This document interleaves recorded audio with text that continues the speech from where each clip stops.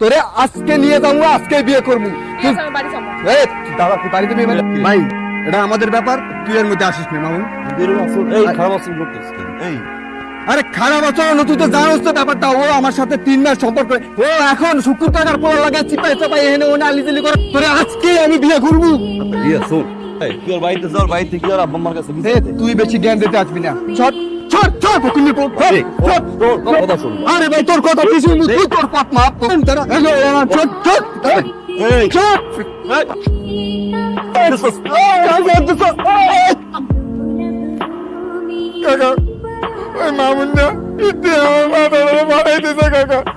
জানে মারি নাই তুই শুকিয়ে দেয় দেখছেন কাকা, আপনার সামনে ভাই আমার মারার হুমকি দেয়।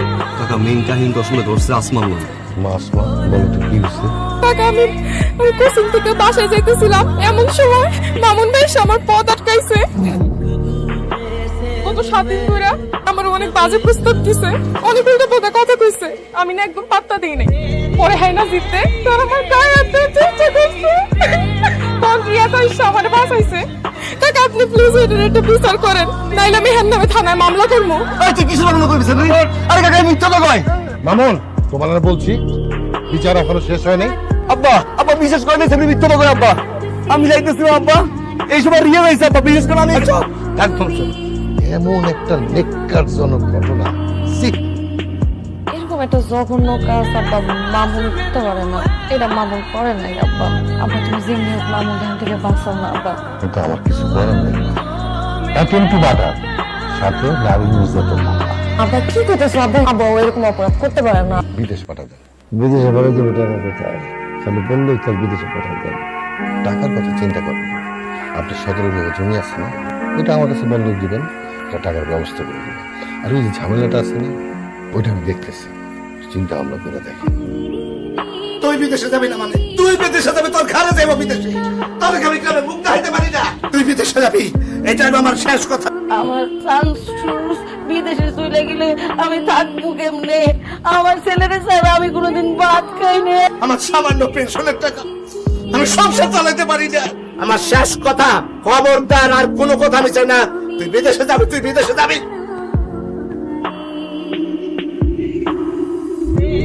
বাজান রে, মনের মধ্যে পাথর বাইন্দা বিদেশে জায়গা, তুই বিদেশ জায়গা বাপ। মানুষ তোর পিছনে লাগতে গেছে গো বাপ। তোর মার মুখের দিকে তাকায় তুই বিদেশ জায়গা।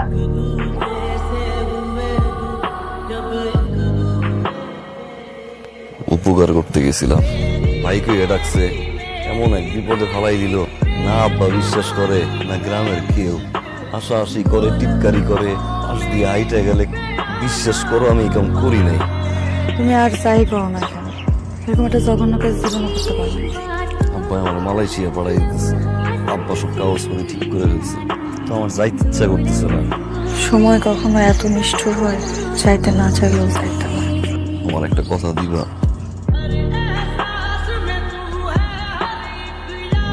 যতদিন পর্যন্ত নাই অনেক অপেক্ষা করবো, কথা দাও। কথা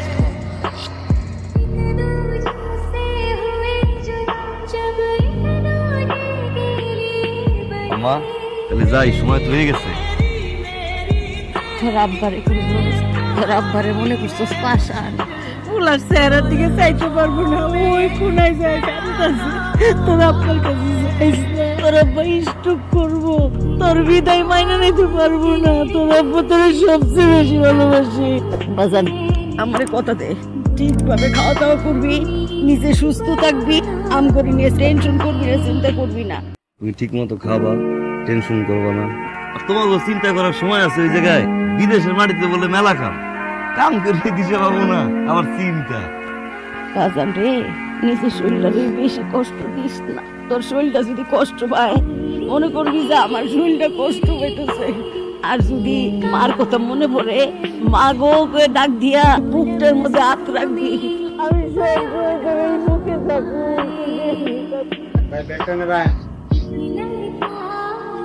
ভাই কি বিদেশ যেতেছেন নাকি? মালয়েশিয়া যেতেছি। আমরা তো বাবা সবাই মালয়েশিয়া, তো এক লগে যেতেছি। কি খবর সবার? তুমি মামুন না? জি মামু। সবার কি মন টন খারাপ? মন খারাপ হওয়াটাই স্বাভাবিক। দেশ ছেড়া, দেশের মাটি ছেড়া, পরিবার পরিজন ছেড়া, কিন্তু মন খারাপ করা যাবে না। কালকে সকাল 11টার সময় ফ্লাইট। আপনাদের সবার কাছে পাসপোর্ট আছে তো? টিকিট সহ বাকি কাগজপত্রগুলো আমার কাছে আছে। আপনারা যখন এয়ারপোর্টে যাবেন আমার সাথে দেখা হবে এয়ারপোর্টে ঢুকলে। কাগজপত্র সব ওখানে আপনারা পেয়ে যাবেন, টিকিট সহ। আব্বা মামুন আব্বা আরিফ স্যার আইছিল কালকে সকাল 11টায় ফ্লাইট। 11টার সময় ফ্লাইট কালকে, তুমি কত আব্বা দোয়া করে কালকে এয়ারপোর্টে গিয়ে ফোন দেবো না আম্মা। ভাই কয়টা বাজে? নাম্বার বন্ধ।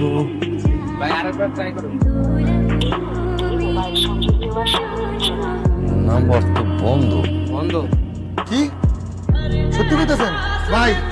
হারাতো ভাই আমাকে তো দাঁড়ালে হারাতো ভাই বাটটা ভাই আমাকে সবারটা হলো রাইতে গেছে।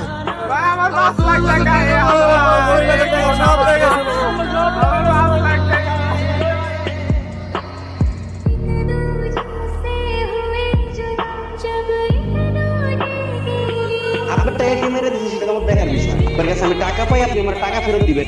মাস্টার সাহেব, আমি কিন্তু সময় মতো টাকা না পেলে আপনার বিরুদ্ধে মামলা করব। বাবা আব্বা আমি তো প্লেনের দরজার সামনে দাঁড়াই আছি, এখনই প্লেন ছাড়বে বুঝছেন? প্লেন ছাড়লে তো নেটওয়ার্ক থাকে না।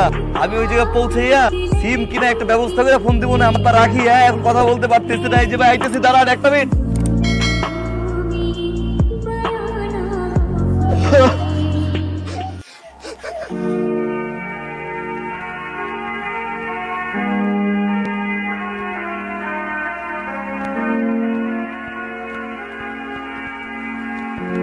রেস্টুরেন্টে পার্ট টাইম চাকরি যোগাযোগ করুন।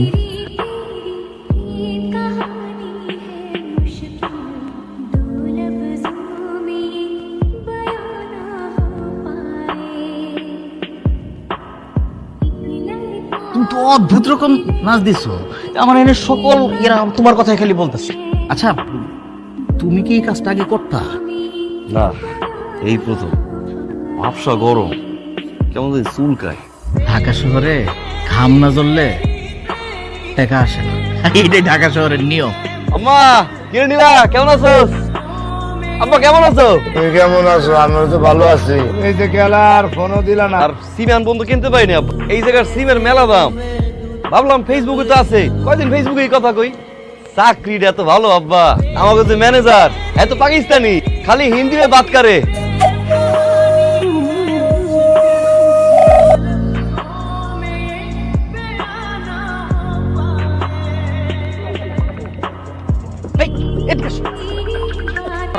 কাজ শেষ করবা, তারপরে ফোনে কথা বলবা। তোমার আমি চাকরি দেওয়ার সময় বুঝাই বলি না, তুমি সোজা যাও, ফোনটা বন্ধ করে কাজ শেষ হবে, রাতে গিয়ে বাসা কথা বলবা।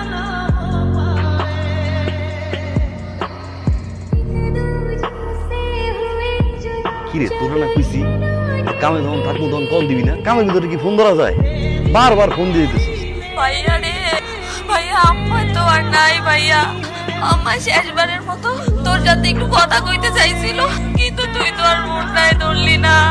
কি উল্টো পাল্টা কথা কইতেছস? আমি তো কামে আসলাম, আমারে ক। আমি কামে আসলাম, বুঝতে তো পাইলাম আমি তোর আইছি। আমারে ক, আমারে ক, আমারে ক, আমারে ফোন দে, আমারে ফোন দে।